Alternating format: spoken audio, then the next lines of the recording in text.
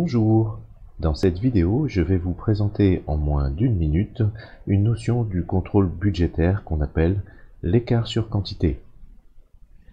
On utilise l'écart sur quantité lorsqu'on souhaite comparer un budget prévisionnel et un budget réel, faisant état des recettes et dépenses réellement constatées pour un projet ou une entreprise. Et plus précisément, ici on cherche à comparer les quantités d'une même ressource qui figure au prévisionnel et au réel. À noter que ce travail peut être effectué pour chacune des ressources utilisées pour un projet ou dans une entreprise, selon l'échelle à laquelle on travaille. Pour calculer l'écart sur quantité, on fait la différence entre la quantité réellement constatée et la quantité prévue au budget prévisionnel. Puis on multiplie cette différence par le prix unitaire prévisionnel de la ressource ou du produit en question. On obtient ainsi un résultat qui est un montant en euros et non pas dans l'unité de la quantité.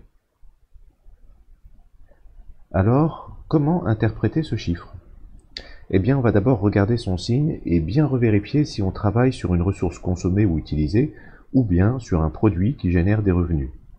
Si on calcule l'écart sur quantité d'une ressource, alors un écart positif est défavorable, car il traduit une surconsommation de cette ressource.